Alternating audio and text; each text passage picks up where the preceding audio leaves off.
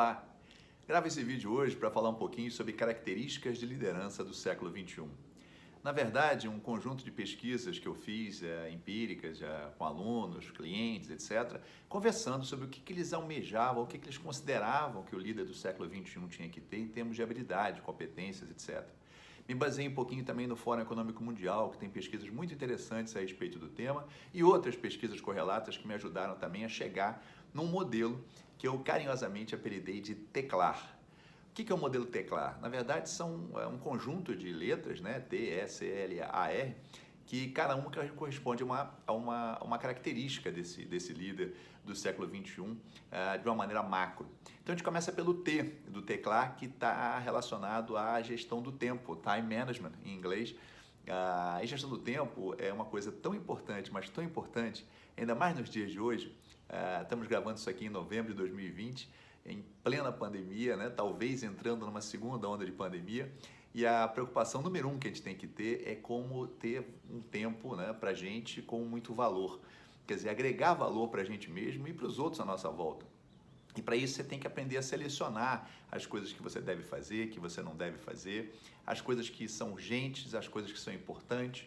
No melhor estilo Stephen Covey de analisar urgência e importância do tempo, é muito assim, é sine qua non que a gente entenda o poder de dizer não a determinadas iniciativas, né? As diversas iniciativas que chegam e as diversas tentações que chegam em termos profissionais, pessoais, entender quais que são de fato relevantes, quais que por sinal agregam valor e quais que a gente pode deixar para outro momento que não são tão fundamentais de serem feitas agora. Além disso, nessa linha da liderança, etc., do próprio gestor, é fundamental aprender a delegar. Saber delegar, confiar para delegar, aumentar o seu nível de confiança e se conformar com as coisas que você consegue fazer, né? Com as coisas que você consegue e que você pode fazer. Tem coisas que a gente tem controle, tem coisas que a gente não tem, a gente tem que se conformar com aquelas que a gente não tem e atuar, aí sim, mais veementemente naquelas que a gente tem de fato a controle de atuação. Então, gestão do tempo eu vejo como uma das características fundamentais para a liderança do século XXI e daí para diante, porque eu acho que o tempo cada vez mais vai ser um desafio. Aliás, eu escrevi sobre isso, a expressão gestão do tempo nem é tão correta, deveria ser gestão de nós mesmos, dado que o tempo é igual para todo mundo, 24 horas, 7 dias por semana, 365 dias por ano. Agora, o que você faz com esse tempo é que é a questão.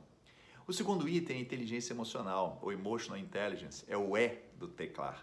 O emotional intelligence, quando a gente fala de inteligência emocional, a gente se refere a uma parte nossa com a gente mesmo, ou seja, o nosso self, ou seja, tudo aquilo que nos motiva, a gente aprender o que nos motiva, a gente entender como influenciar os fatores que nos motivam intrinsecamente, a gente tratar o nosso autoconhecimento, ou seja, entender como é que a gente funciona. Normalmente a gente entende muito, a gente acha que entende muito sobre a gente, mas na prática não é bem assim. A gente vai se conhecer nos extremos. O que eu chamo de extremos?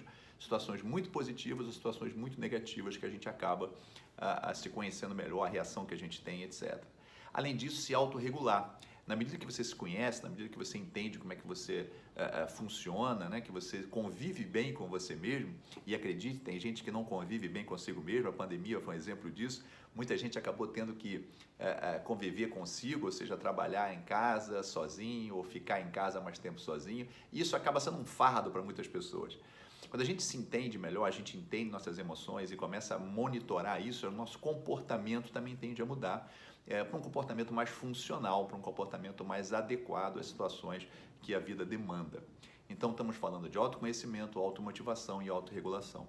Essa é a parte de cima da inteligência emocional, por assim dizer, mas existe a parte de baixo também, que é aquela relativa ao grupo, ao social, ou seja, nós estamos vivendo em grupo, ainda mais com um líder, né?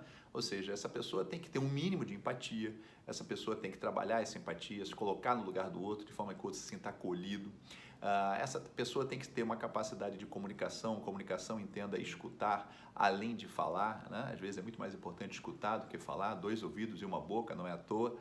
A nossa capacidade de relacionamento, a nossa capacidade de dizer não, a nossa capacidade de dizer sim, a nossa capacidade de elogiar, a nossa capacidade de dar uma reprimenda, de fazer uma palestra, fazer uma apresentação, se posicionar, o nosso grau de assertividade, por exemplo, e o nosso grau de inter-relação com as demais pessoas, a tentativa de leitura das demais pessoas. Não é fácil, mas é um exercício diário que o líder tem que ter.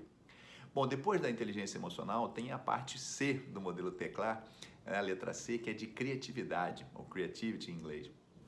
E a criatividade é aquela coisa que as empresas estão buscando desesperadamente para gerar inovação. Né? Num mercado de trabalho de conhecimento, quanto mais inovação, maior a tendência da empresa prosperar, sem dúvida nenhuma.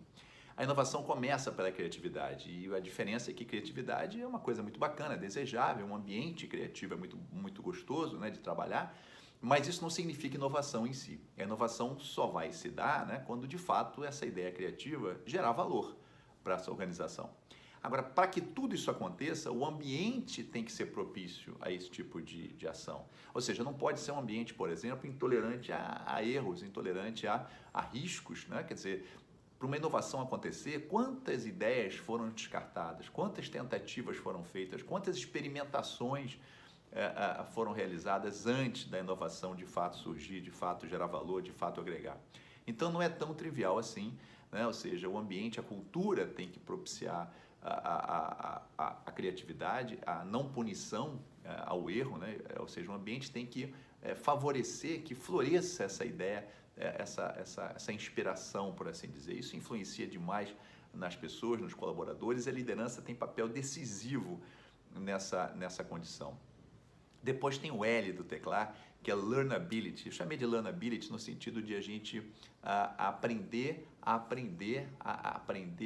ou seja, nossa capacidade de aprender. Isso que eu estou chamando de learnability. Isso é um ponto importante de mencionar, porque o learnability tem tudo a ver com o nosso mundo hoje, né? O mundo é muito rápido, o mundo muda muito. Então, se você não estiver sempre se atualizando, a chance de você ficar para trás é muito grande.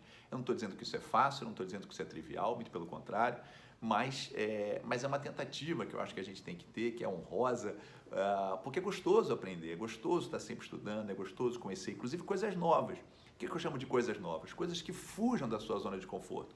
Uma coisa é o que você domina, é o seu ambiente de trabalho, é o que você estudou na faculdade, etc. Outra coisa é o que você não domina e que lá na frente, de alguma forma, eu acredito muito nisso, essa gestalt se fecha, ou seja, mesmo aquele curso, aquela ideia, aquele livro, aquele artigo, aquela série, aquele filme, que hoje parece que não tem nada a ver com o seu interesse particular, depois, quando você vai ver numa linha de argumentação ou mesmo num trabalho que você vai desenvolver, etc., como é que aquilo se junta, como é que as sinapses são montadas ou remontadas e aquilo surte algum efeito. Então a graça é que aquela coisa que a sua mãe dizia para você, que você não pode parar de estudar nunca mais, hoje é mais verdade do que nunca. E para a liderança do século XXI, eu vejo que isso não só é importante para ela própria, como também no sentido do incentivo que tem que ser dado para os seus colaboradores, para as pessoas, para os liderados, para que continue estudando, continue se desenvolvendo sempre. Depois tem a parte do AR, né? O Teclar vem o AR de Agile Mindset. É impossível a liderança hoje não ter uma mentalidade ágil. O que eu chamo de mentalidade ágil? Por favor, não confunda com metodologias, com frameworks, nada disso. Eu me refiro à mentalidade, ao mindset, que significa você particularmente colocar o cliente no centro de tudo, ou seja, o cliente é o foco. Esse é o principal ponto. Eu já gravei recentemente um vídeo falando sobre agilidade, sobre a mentalidade ágil também, e um dos pontos principais é esse: cliente no foco, redução de desperdício, trabalho colaborativo, transparência no que está sendo feito, né? Acabar com aqueles projetos melancia, verde por fora e vermelho por dentro, um espírito colaborativo na equipe, um ritmo sustentável de trabalho, isso é fundamental também. E além disso, acima de tudo, que sempre, né, você pensar em colocar o cliente no centro das decisões e subordinar todo o resto a isso.